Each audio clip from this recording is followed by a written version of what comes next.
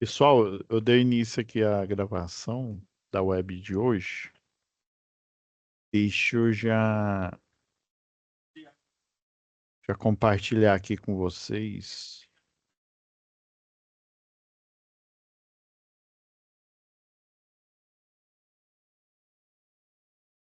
Então, pessoal, deixa eu só colocar aqui o.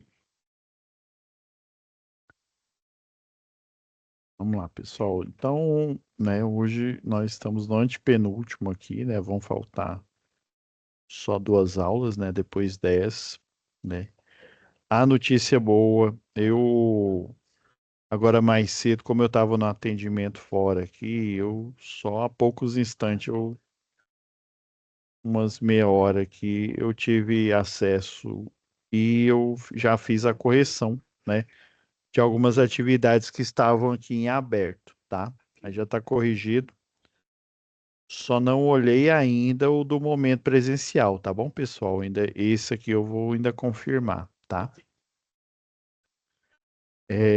Eu estava olhando aqui, que eu já estou baixando aqui as notas, né, do modo específico um para deixá-las atualizadas, né? Porque aí vai ficar faltando daqui mais duas aulas, né? A gente vai entrar em segurança e eletricidade e depois projetos elétricos prediais, tá?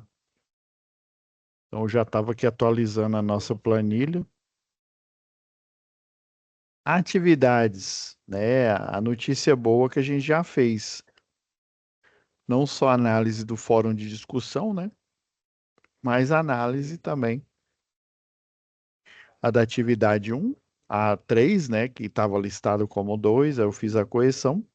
E a atividade 4, ou seja, de análise, né, e apresentação da disciplina, nós já estamos em dias, ou seja, o interessante seria que, pelo menos na aula do dia 10 do 2, pessoal, vocês estivessem online para tirar dúvida ou sempre me mandando as dúvidas aqui pelo chat, tá?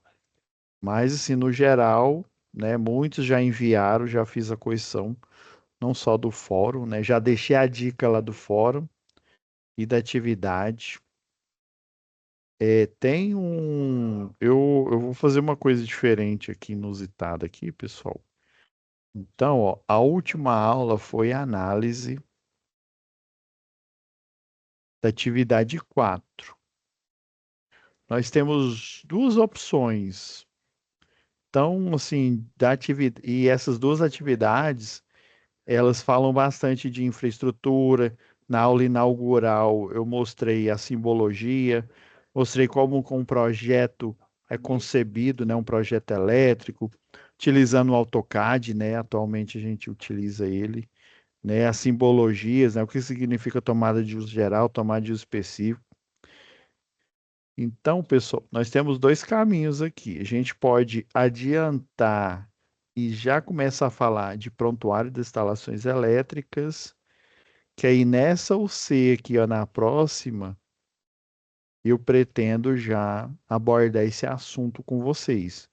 Porque esse assunto, pessoal, ele já é negligenciado desde os cursos de engenharia elétrica. Então, se no curso de engenharia elétrica, na maioria deles, o professor, assim, mas às vezes não é culpa do professor, principalmente o professor de carreira. Professor de carreira que trabalha na docência, ele não tem experiência da indústria e não tem experiência do que é um prontuário de instalações elétricas, de que envolve documentação do funcionário, os treinamentos envolvidos, os laudos, laudo de aterramento, laudo das condições das instalações elétricas que o bombeiro pede, principalmente se for uma indústria aí, né? Tem uma empresa que chama BR Malls, que ela administra os shopping centers aí de Goiânia, né? Então eles têm profissionais, né, contratados que, assim, na prática, um laudo das condições da instalação elétrica, né? Um laudo de aterramento, na prática, ele é feito, todo ano, ele é anual, né? Alguns profissionais falam que é de 2 em 2 anos, né? Mas eu estou falando como engenheiro eletricista que eu conheço e sei da área, pessoal. Se um bombeiro civil falar e ele for apenas bombeiro civil, pode ser que ele fale ou 2 anos. Eu já ouvi até o pessoal falar que é de 5 em 5 anos. Se for um prédio, por exemplo, né, um prédio aí de apartamentos, todo ano tem que ter o laudo do, do elevador, de conformidade e funcionamento do elevador que o engenheiro mecânico emite.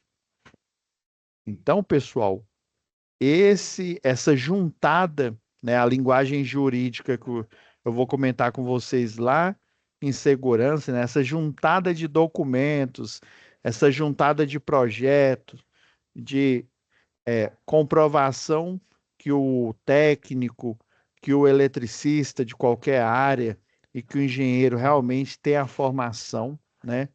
Comprovação de que os EPIs, os EPCs utilizados são adequados para a atividade que aqueles foram atribuídos aí, né? Foram projetados. Se um calçado de segurança para eletricista, ele protege contra choque elétrico e contra eletrocução, né? É a forma que a gente deve utilizar, as luvas, né? Então, o prontuário das instalações elétricas é tudo isso. São os projetos, as ARTs, né, anotação de responsabilidade técnica, se for o técnico é RRT, os comprovantes do treinamento, se é da área da elétrica, né, NR10, CEP. Então, é uma juntada de documentos. E a gente pode já aproveitando aí, né, como esse módulo são só 3 UCs, né, o modo específico 1, pessoal, eu já vou fazer em vez de fazer igual no módulo básico, que lá no final a gente foi falar das atividades aí, né, de recuperação, né, mesmo a gente ainda não tendo terminado o curso, né, existe uma atividade de recuperação e caso, né, você fique de recuperação, você já sabe que você vai ter que fazê-la. Essa atividade de recuperação, pessoal, obviamente ela tem a ver com a UC de instalações elétricas prediais, né? E nesse caso é um questionário.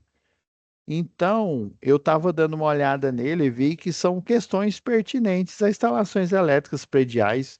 E o bom é que a gente vai recordar muita coisa do que eu já falei, principalmente na primeira aula, que foi mais teórica, né? A partir da segunda aula, nós fomos falando pontualmente sobre cada uma das atividades dentro da teoria de instalações elétricas prediais, né? Sobre infraestrutura, sobre quais que são as representações clássicas dessas infraestruturas, né?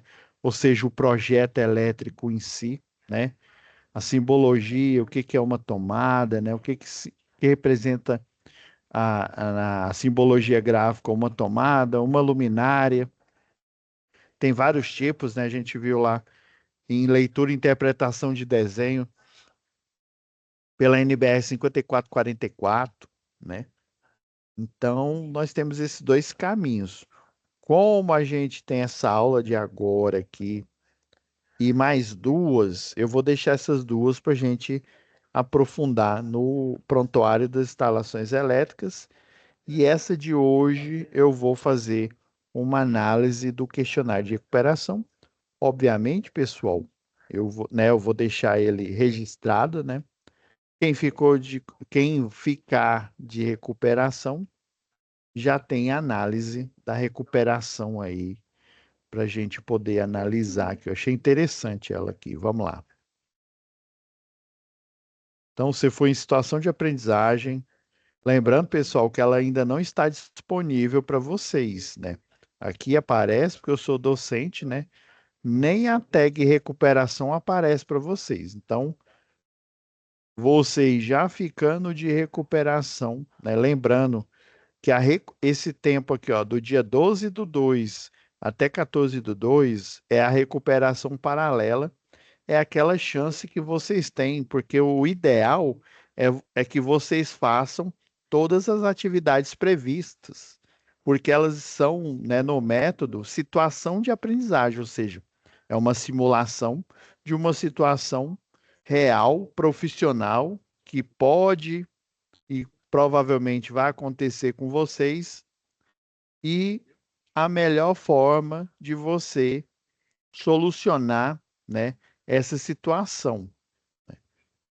É óbvio que não dá para a gente listar todas, mas as principais estão ranqueadas aqui e elas são transformadas em tarefas, né? Então, essas são as tarefas, são simulações, né, de uma situação de aprendizagem, ou seja, uma situação profissional real que aconteceu ou que pode acontecer com você, e na resolução, né, você vai dar um direcionamento como que essa, né, essa atividade ela pode ser solucionada, né? A exemplo lá do fórum de discussão, lembra que o eletricista falou que ele não poderia trocar o circuito, um cabo de 4 milímetros por um de 6 milímetros, porque ele alegou que o de 6 milímetros a corrente elétrica vai ficar maior e ela pode, né, sobrecarregar o equipamento queimando. Então, e essa afirmação dele foi errada, né? Ela foi equivocada, porque o cabo de 6 milímetros ele tem uma capacidade de corrente maior. Não quer dizer que um cabo de 6 milímetros suporta 60 amperes, que sempre que eu ligar um circuito vai passar 60 amperes.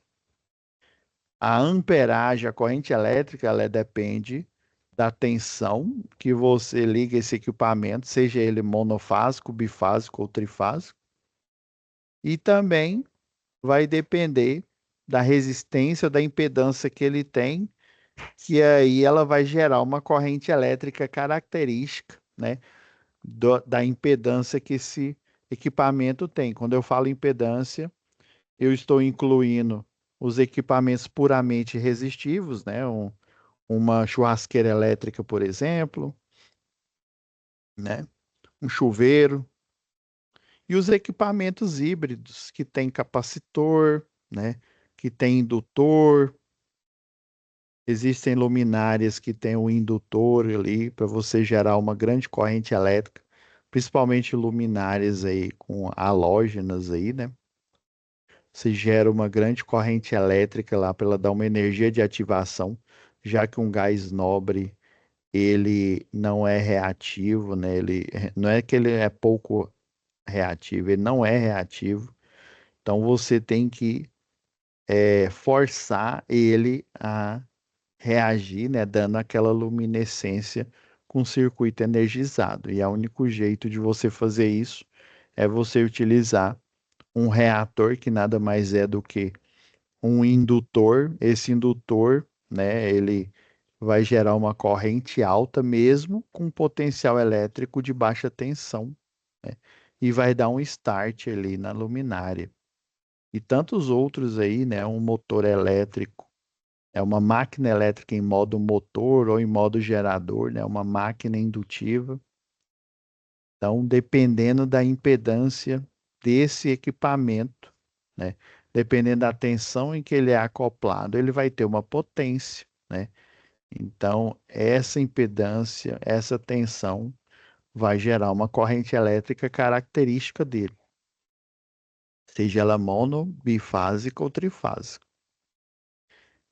Então, esse foi, né, relembrando o exemplo lá do fórum de discussão.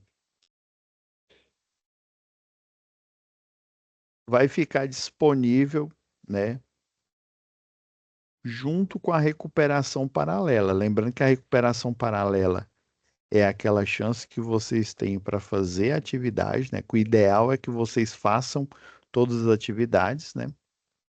E vai ficar disponível o questionário de recuperação, né?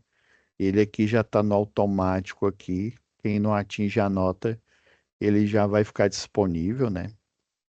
Então já vamos adiantar e fazer uma análise dele aqui. Eu sei que são poucas questões aqui, pessoal. Deixa eu ver, ó, 10 questões. Mas é bom que a gente faz aí um recordar é viver aí grande. Vamos lá. Qual a função do disjuntor DTM?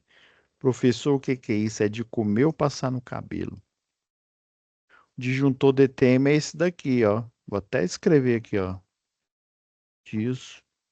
Disjuntor termomagnético. Coloquei aqui na busca. Espera aí, então esse DTM é uma sigla que representa o termomagnético? Isso mesmo. Só um minuto aqui que não rolou.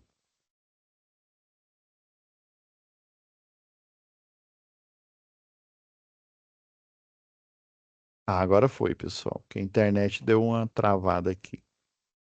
Então, ó, estão vendo aí, ó, temos várias marcas aí, Stack aqui, ó, por exemplo. Tem a Schneider que não está mostrando aqui, tem da Siemens. Esse aqui já é um disjuntor diferente, é um disjuntor motor.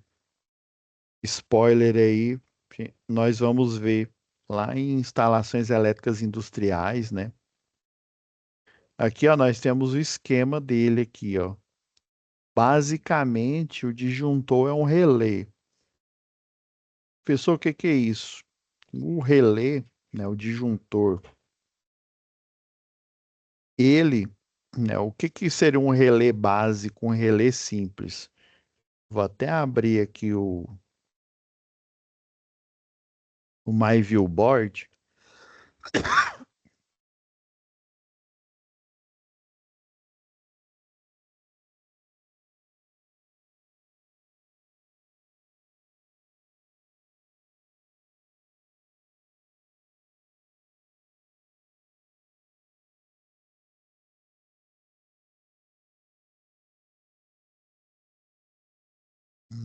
Vou pegar essa imagem aqui que está bem melhor aqui, ó.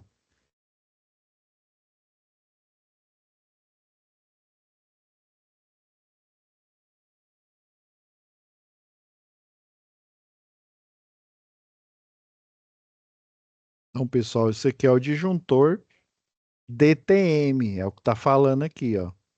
Qual é a função do disjuntor DTM? Então, o apelido dele, né, o nome dele que representa a sigla aí é o termomagnético. E daí, professor? Deixa eu só colocar em duas telas aqui, ó.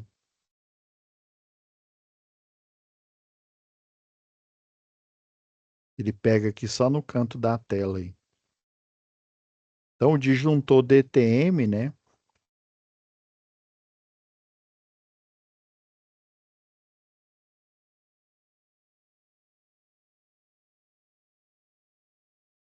Vai ficar o vermelho aqui. Então, ó, disjuntor, né? Tem a parte térmica, né? Ou seria a parte ó,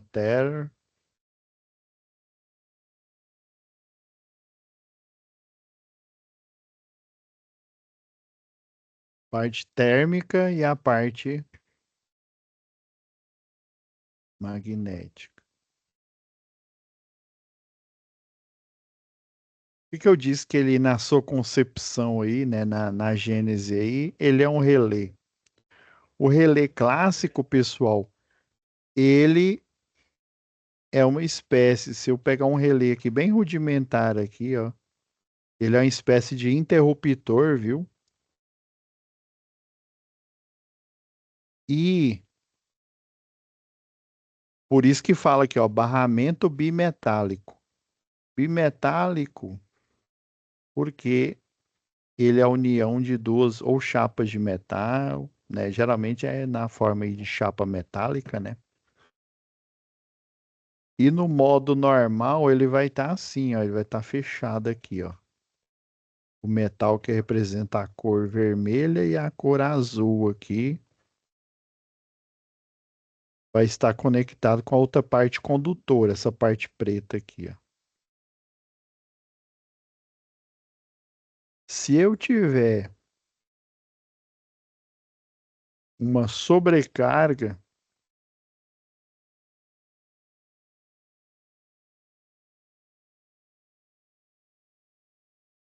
o que é sobrecarga, professor? Lembrando aí, ó, potência não é a tensão que você liga o equipamento multiplicado pela corrente elétrica característica dele, né? Então eu vou ter uma potência pegando um chuveiro aí, ó, de 4.000, tá parecendo 9, né? 4.400 watts. Se eu ligar ele num circuito monofásico de 220 ou num bifásico de 127, né? Que aí 127 vezes raiz de 3, lembra lá, RMS, né? Atenção RMS, vai dar 220. Então, 220 vezes a corrente característica dele aqui, 20 amperes, vai dar a carga desse equipamento, 4.400. Então, a sobrecarga, ou seja, é acima da carga de 4.400. Por exemplo, né? Se com esses mesmos 220 volts aqui, geralmente, o nível de tensão aqui é RMS, lembrando que ele varia, né? Há uma flutuação, mas a título aí de cálculo aqui é o 220. Se eu tiver uma corrente, se eu dobrar aqui, ó, de 40 amperes, vamos lá, ó, 220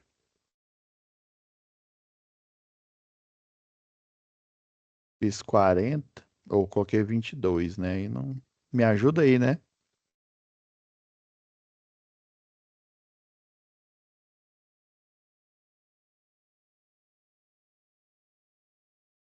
Estão vendo aqui, ó, deu o dobro, né? 8.800. Espera aí, professor, o senhor falou aí que o disjuntor, né? Se você tem a carga máxima dele, que é o 4.400, né? Aí eu lembro que o senhor disse que o disjuntor a seco aqui, né? Se ele é monofásico, ele tem o símbolo aqui de uma fase, né? Se é bifásico, os dois pauzinhos aqui, né? Simbolizando as duas fases. Se é tri, as três fases. E se ele é o DR, né? O quarto pauzinho é um neutro, né? Então, essa representação aqui, aí lembrando, se a corrente máxima é 20, por exemplo, o chuveiro na corrente máxima aqui, que vai dar os 4.400, lembra que lá na NBR 5410 pede para você colocar a proteção de 3 a 5 amperes a mais, ou seja, se a corrente máxima é 20, a proteção vai ser 25. A recomendada, a gente não pode proteger no gargalo, porque senão vai atingir o teto de carga. Aí, se eu, por um acaso, aplico 40 amperes aqui de corrente, na mesma tensão, por algum motivo eu faço a modificação. Tem como você fazer a modificação lá no chuveiro, né? Só que é perigoso. Dá uma potência de 8.800, você atingiu a sobrecarga. Você está numa carga acima do que aquele suporta que eu coloquei aqui, a teórica aqui de 4.400. Então, esse relé bimetálico aqui é uma das partes metálicas dele. Ela vai literalmente haver uma dilatação linear, né? E aí essa parte azul aqui, ó, ela vai começar a dilatar mais do que a parte vermelha aqui, né? É como se fosse um anzol mesmo aqui, ó. A parte azul tá aqui embaixo, a parte vermelha, e ela vai dilatar. Uma vai ficar maior do que a outra, e daí ele vai abrir o contato. em sobrecarga aí, né? Esse contato aí, se você armar ele novamente, ele pode funcionar, né? Vamos supor, eu chutei o pau da barraca aqui, né? 40 amperes, vamos supor que fosse 30 amperes, né?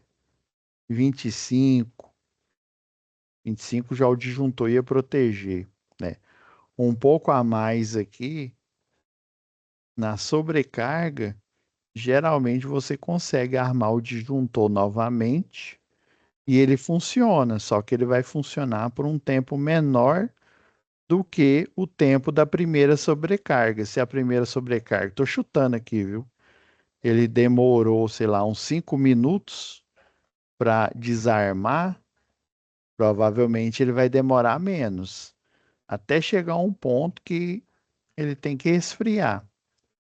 Agora, o curto-circuito, né? O DTM aqui, né? O disjuntor termomagnético, ele protege nessas duas situações: sobrecarga, ou seja, uma potência acima do que a potência que ele foi projetado. Com certeza a corrente vai ser maior, né, para ele extrapolar a potência, visto que a tensão, né, dentro aí do seu nível monofásico, bifásico ou trifásico, ela é constante, né? Então, se eu tenho uma multiplicação e nessa multiplicação eu tenho uma constante, o único que vai variar é outra variável que é a corrente elétrica aqui. Então, ele aquece, né? E desarma, só que você vai conseguir usar ele novamente, né? Não com esse nível de sobrecarga. E se ele tiver ocorrendo ali, né, em função aí de, vamos supor que o eletricista instalou uma máquina nova, colocou ela em operação no quadro de distribuição terminal, porém no projeto não foi atualizado. Colocou a máquina, mas manteve o mesmo disjuntor, manteve o mesmo cabeamento, dependendo aí, né? Se esse projeto tivesse sido atualizado, talvez teriam mudado só o disjuntor, talvez teriam mudado o condutor e o disjuntor para aquela sobrecarga inicial ser aumentada, né? Não a sobrecarga, né? Mas a capacidade máxima ser aumentada e aí ele poder, né, suprir a carga daquele novo equipamento.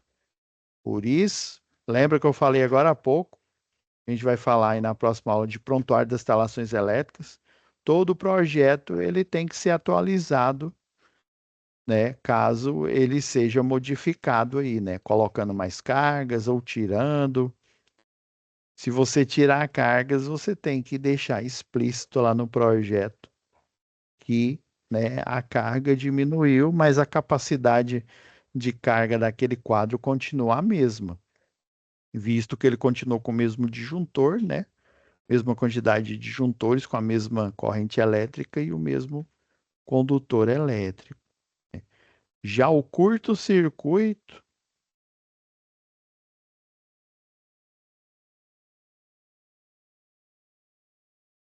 ele é instantâneo.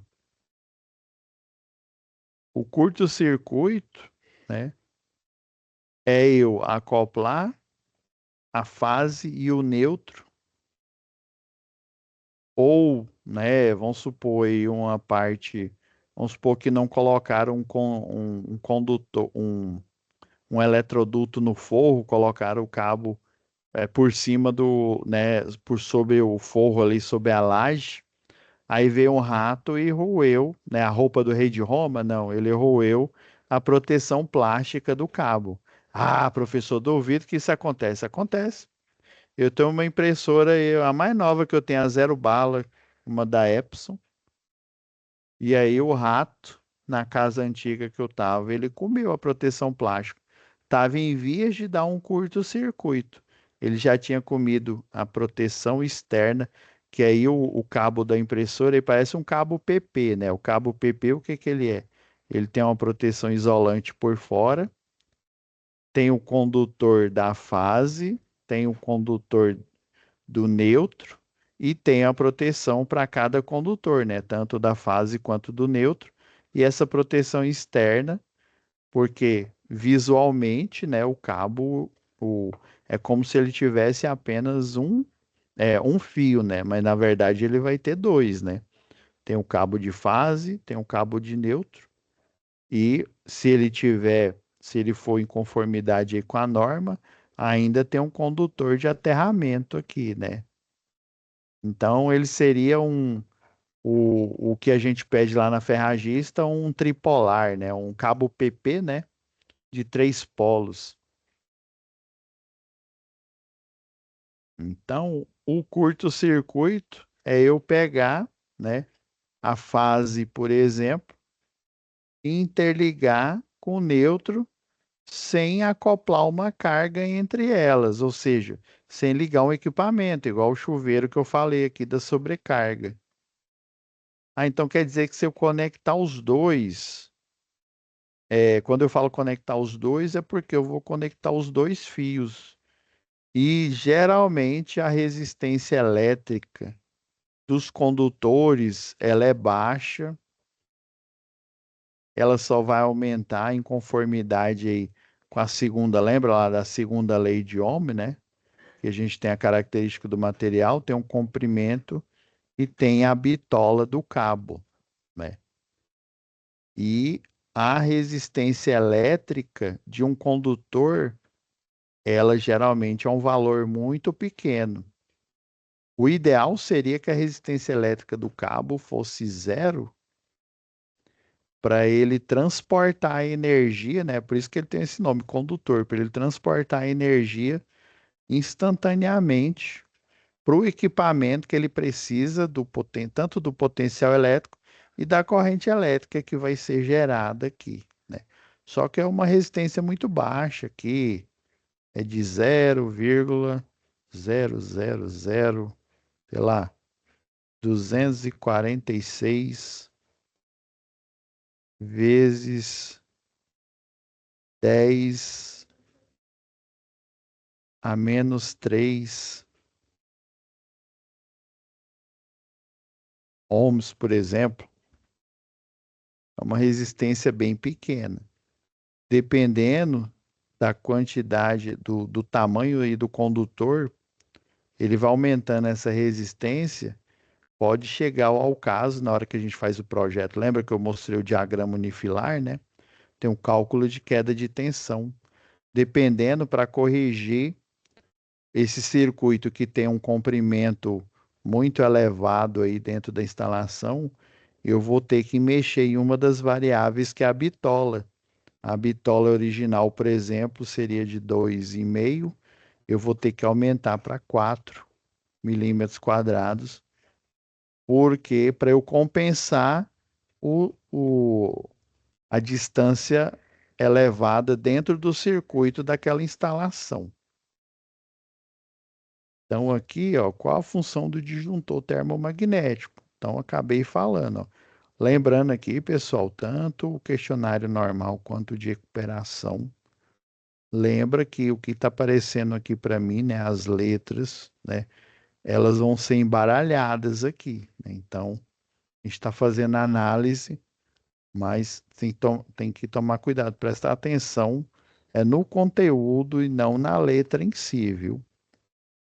Então, a alternativa que mais, né, tá vendo aqui, ó, protege contra choque elétrico. A gente já sabe que é o dispositivo diferencial residual, né, que protege contra choque. O disjuntor termomagnético, ele protege contra sobrecarga e curto-circuito. Olha, ó. Função de proteger contra fuga de corrente? Não. Dispositivo utilizado na elétrica industrial? Sim, pode ser. Para acionar motores? Pode ser. Tem o disjuntor. E na verdade ele não é para acionamento, mas você pode acionar os motores, né? Tem um disjuntor motor que eu mostrei agora há pouco, né? E executar comandos elétricos? Não. Então, é a primeira alternativa aqui, ó, dispositivo com funções de seccionamento Igual falou aqui na outra alternativa, seccionar o circuito é você armar ele, né, ligar ou desligar, né, manualmente. Eu vim aqui na tecla aqui, ó, e ligar ou desligar ele manual. Além de seccionar automaticamente em função do quê? Da sobrecarga e do curto-circuito. E ele falou aqui, ó, em caso de curto ou sobrecarga. Então, lembrando, ó, quando você estiver fazendo a atividade nessa daqui é porque tem fórum, né? Mas quando você fizer a atividade, você tem que ir marcando e não pode esquecer no final aqui, aconteceu isso com muito aluno, no final de finalizar a alternativa, viu? Senão ela não é computada. Vamos ver o próximo aqui, ó. A respeito do DPS, é correto afirmar, né? Já vou dar spoiler aqui, o DPS é o supressor de surto. Vou pegar aquele projeto, aquele desenho.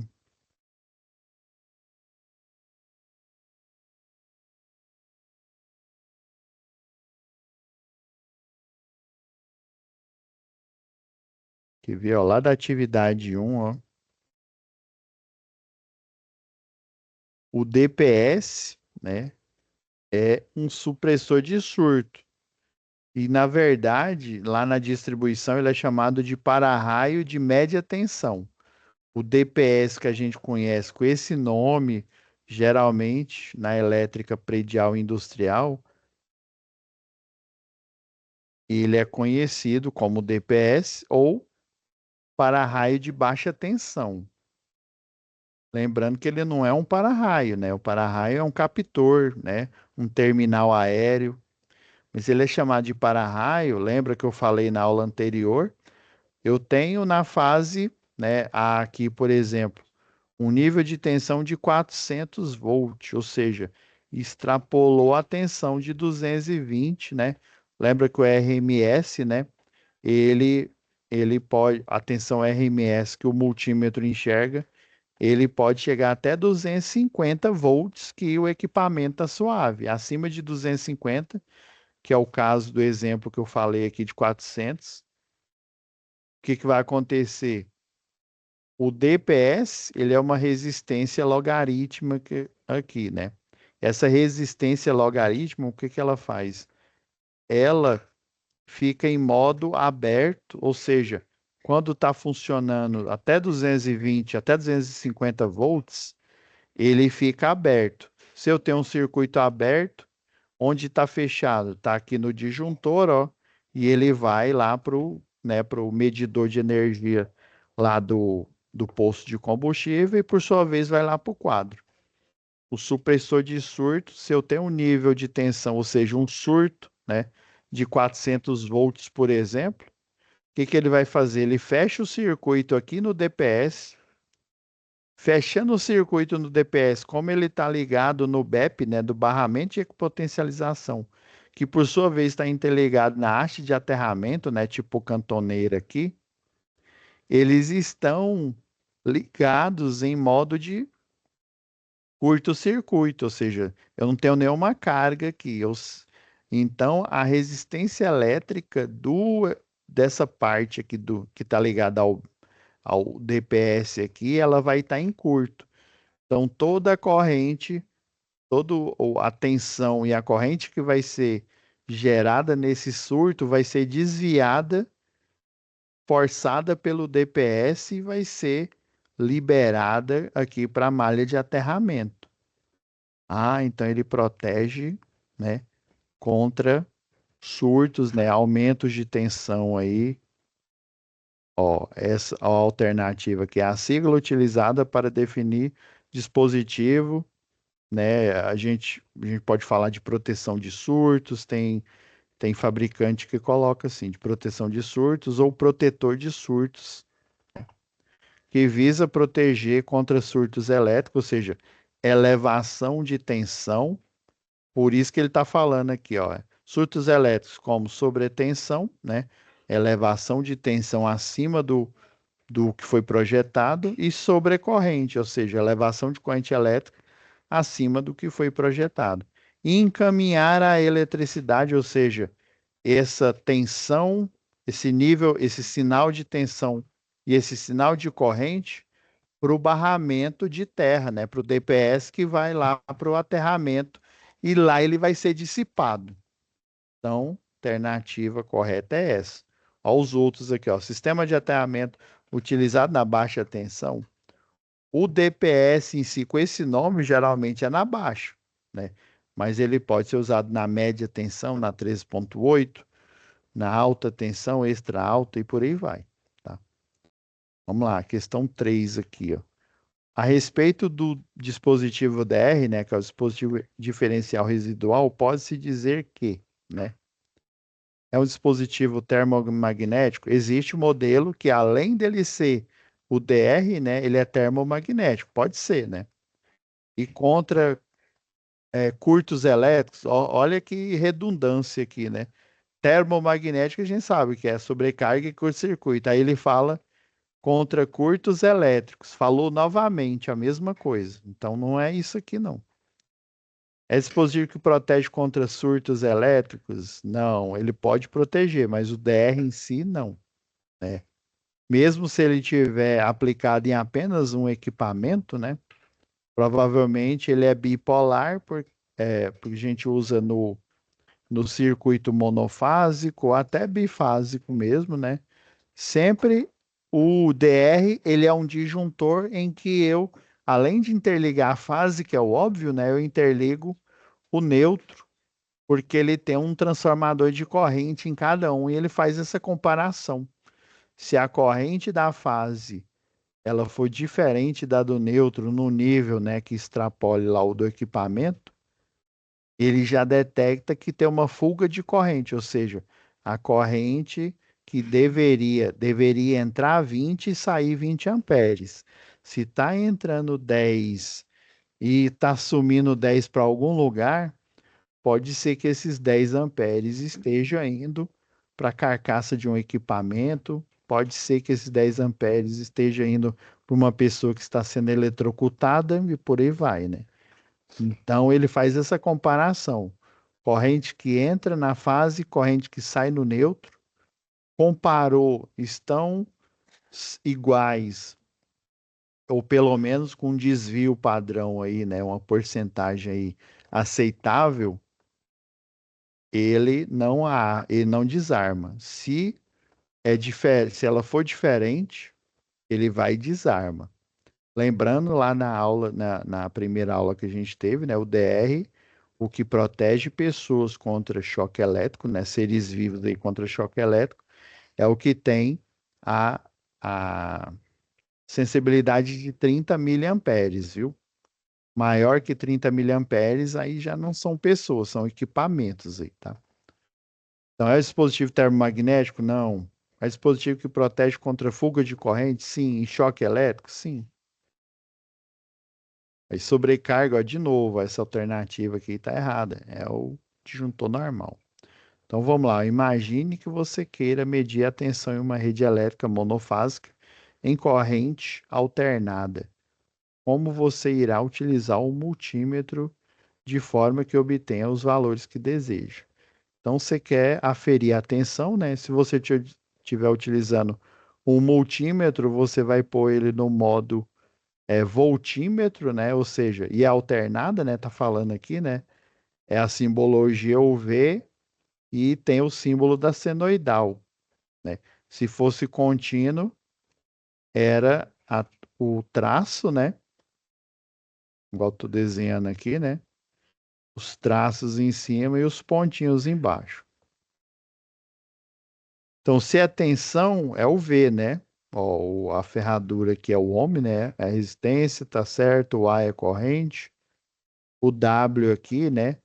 Seria o vatímetro, aí ele afere corrente e tensão ao mesmo tempo, né? Então, a alternativa correta é essa daqui, a B, né? Que fala que coloca ele na escala UV, né? Para alternada, liga-se as pontas de prova em paralelo, ou seja, né? Em paralelo quer dizer que eu vou ligar, né? Em cima, vamos supor, eu vou verificar, né? Se uma rede, se uma tomada aí é 220, colocar em paralelo, eu vou colocar uma ponta de prova na fase e outra no neutro, e vai aparecer na tela o valor da tensão, por exemplo, 220 volts. Então é isso mesmo, essa alternativa aqui, a B. Vamos para o próximo. O sistema de aterramento é um sistema indispensável, né, para a proteção elétrica sobre o aterramento. É correto afirmar que seu objetivo é conectado, deve ser conectar, né?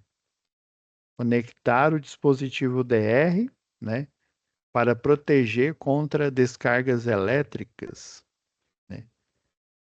O dispositivo, o sistema de aterramento, né? Vamos pegar melhor aqui a alternativa aqui, ó. O DR, ele só funciona igual aqui no projeto aqui, ó.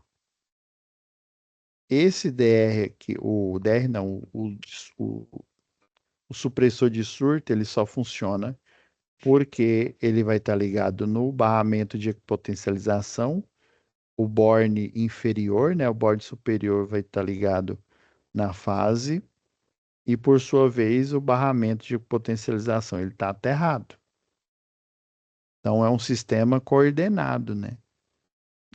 Os equipamentos estão coordenados entre si, né?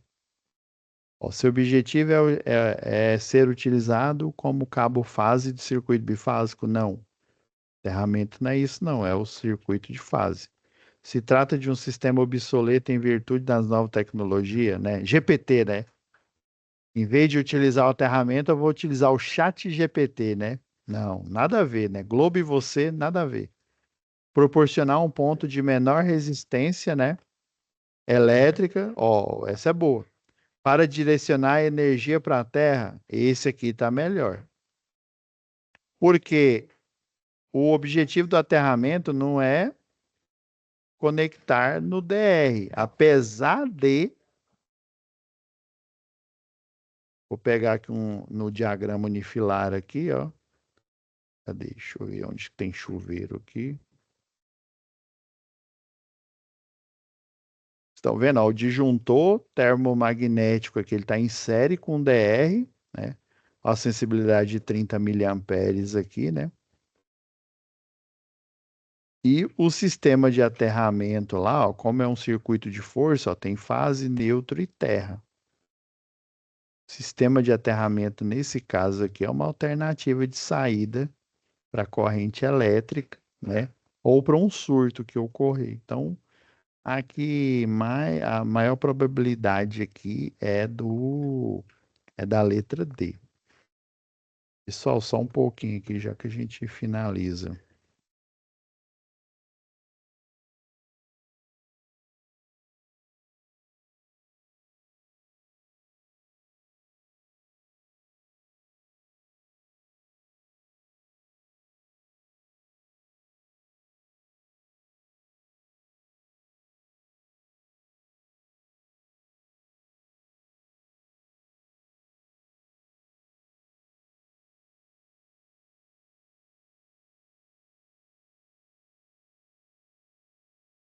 Ó, tá aqui, pessoal, já que a gente finaliza, que a gente parou na 5 aqui, tá?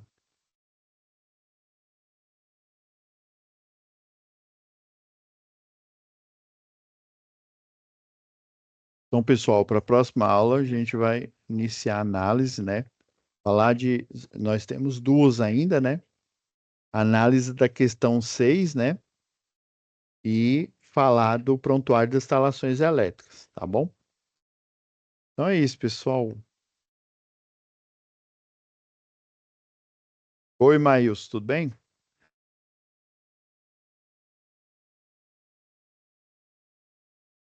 Então é isso, pessoal. Vou parar aqui a gravação, né? E até amanhã vai estar disponível a aula de hoje para vocês, né? Lembrando que foi sobre análise do questionário de recuperação, né? Caso alguém fique de recuperação, a gente já estamos adiantando a análise dele, né? Para ajudar vocês.